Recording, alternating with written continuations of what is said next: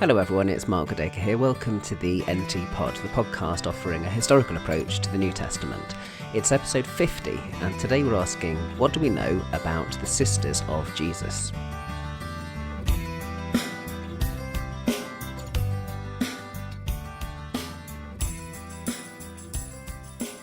So lots of people don't know that sisters of Jesus are mentioned in the New Testament. It has to be said that it's only a couple of brief references, but nevertheless it's interesting to dig in and see what we can find out. The key reference is Mark chapter 6 and verse 3. Jesus is in his hometown of Nazareth. Mark doesn't specifically mention Nazareth, but he talks about his home country. And Jesus has gone back, he's preaching in the synagogue, and people in the audience kind of take offence and they say, "Isn't this the craftsman, the son of Mary? And are not his brothers here with us, James and Joseph and Judas and Simon? And are not his sisters here with us?" And it's rather frustrating because we get the names of the brothers, but we don't find out the names of the sisters from Mark. But sisters definitely mentioned there in context. So that suggests that there are sisters, as far as Mark's concerned, in the family. Now, the only other mention is in Matthew's Gospel, and Matthew, I think, like most scholars, is using Mark, and I don't think we find out much fresh from Matthew's account of the same thing. It happens in Matthew 13. There is one slight difference in that when you get to the sisters, Matthew says, "Are not all his sisters here with us?" Now, that's kind of curious. That shows that even though Matthew's probably just working from Mark here, he's imagining more than two. I mean, I don't think you say all. Even in Greek, if you're imagining only two, you'd say, "Are not both his sisters here with us?" Actually, there is a scholar that says, well, maybe all here in Greek could mean both, but actually it's very difficult to find examples parallel to this where all would mean two. So I think we can say there are more than two, at least implied by Matthew. But then again, how much does Matthew actually know other than what he's found in Mark anyway? So we've got some sisters of Jesus in Matthew and Mark, not mentioned anywhere else in the New Testament as explicitly at all. And if we want to find out a little bit more, we have to ask about later tradition. Now, a scholar called Epiphanius, we should call him an early church father called Epiphanius, writing in the 4th century, he mentions that Jesus' sisters' names were Mary and Salome on a couple of occasions. On another occasion, he mentions that they were called Anna and Salome, but Mary and Salome is the one that gets the main sort of reference. Perhaps he thought there were 3, but he only mentions them in those pairings of 2, Mary and Salome or Anna and Salome. So what's the likelihood that Epiphanius in the 4th century has got some original kind of tradition that at least goes back to the 1st century or so? Well, a scholar called Richard Borkham is something of an expert on the family of Jesus, and he thinks that Epiphanius may be accurate in this tradition of Jesus' sisters being called Mary and Salome. And he makes a few moves to suggest this. One of them is that he thinks that Salome is mentioned also. This sister of Jesus, Salome, is mentioned in a book called the Protevangelium of James. I've mentioned it before in the NT pod, and this won't be the last time I mention it either. It's a really fascinating text. It's basically a kind of prequel of the Gospels. That's why it's called a Protevangelium, like a pre-gospel. And it tells the story of before Jesus' birth and leading up to Jesus' birth. And there's a character in this text called Salome, and she expresses amazement that Mary could have given birth as a virgin, and she goes in and witnesses this this kind of virgin birth that's just happened, and she expresses profound doubt, a bit like Thomas at the resurrection. This Salome says that she won't believe unless she's able to put her finger where this virgin birth has happened. And she does so and gets her hand burnt up. And so you get this whole story about this character expressing amazement at the virgin birth. It is clearly a fictional story. I don't think anybody takes seriously the idea that there's any kind of history here.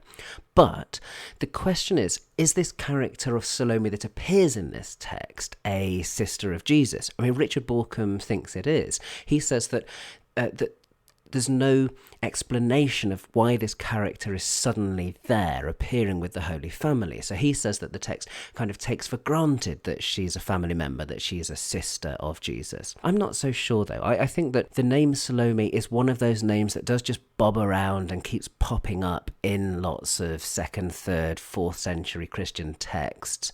And I don't think there's strong enough evidence that the author of Protevangelium of James thinks of this character as a sister of Jesus.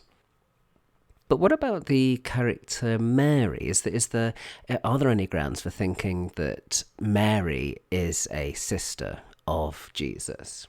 Well, one of the things you have to do here is take a look at the Gospel of Philip, which is probably written in the 3rd century. And in the Gospel of Philip, you get this amazing line. It says, "There were 3 who always walked with the Lord, Mary his mother, and her sister, and Magdalene, the one who was called his companion. His sister and his mother and his companion were each a Mary." That's what the Gospel of Philip says. Now, the curious thing there is that we have these 3 Marys mentioned. 2 of them we already know about from the canonical Gospels, Mary, the mother of Jesus, Mary Magdalene. The 3rd Mary that's mentioned appears to be in the very same verse of Gospel of Philip, described both as Mary, Jesus' mother's sister, and also Jesus' sister. And so the text is very difficult to make head or tail of there, and you actually have to do a little bit of kind of emendation to try and make sense of it. It may well be that the Mary that's being talked about there is Mary, the mother of Jesus' sister, because after all, John's Gospel in chapter 19 does mention this character called Mary, who's a kind of sister of the mother of Jesus, and she's probably regarded there as a kind of sister-in-law, if you like, of Mary, the mother of Jesus. So I don't know whether the Gospel of Philip is definitely talking about Mary as a sister of Jesus. It might be, but gosh, the Gospel of Philip, I mean, what an absolutely bizarre text, and what a difficult text to understand. I mean, actually, those that are familiar with the Da Vinci Code, Dan Brown's Da Vinci Code, will know that Gospel of Philip is the grounds that he uses for making Mary Magdalene Jesus' wife, because it mentions her there as Jesus' companion. But the Gospel of Philip, I don't think really gives us a weighty enough tradition that Jesus' sister was called Mary. It's a little bit vague. It's a little bit uncertain about who this character is. So I don't think it really pushes us much nearer to the 1st century in our search for the names of Jesus' sisters. And we're stuck, therefore, really with our earliest clear references to the sisters of Jesus as being those ones in Epiphanius right out there in the 4th century. Gospel of Philip isn't really going to let us secure a Mary, a sister of Jesus, in the 3rd century, and the Protevangelium of James isn't really helping us much with the name Salome. Are there any other things that might be able to help us with this quest? Well, you could actually do something that Richard Balcombe also does, which is look at the frequency of female names in this period. And one of the things that he does is he takes this big kind of book of names from the Second Temple period by Tal Ilan and looks, and that book lists all sorts of known cases of names from antiquity, and one of the things it does is it shows just how common the name Mary is in antiquity, and just how common the name Salome is, specifically in Palestine and amongst Jews. And Richard Balcombe notes that if you take seriously those figures in Tal Ilan's book, that almost 50% of all the known women in this period were called either Mary or Salome. So they were really common names. So Balcombe says that perhaps, we've got a kind of 50% chance that the sisters were called Mary and Salome anyway. Actually, there's a little bit of a maths problem there. Maths, as we say in British English, math in American English, because if you're doing probability, you don't add up the figures, you kind of multiply them. I mean, if Jesus has got a couple of sisters and you want one to be called Mary and one to be called Salome, you multiply the figures together to get the right probability. You don't add them together. So it's not a 50% chance that they're called Mary and Salome on the basis of those figures. There's actually about a 5% chance that they're called Mary and Salome, if those figures are accurate. Don't worry if maths isn't your particular thing. Just to say that It's possible that they were called Mary and Salome on the basis of those figures of what women in general were called in antiquity, but we really haven't got much more to go on than just that.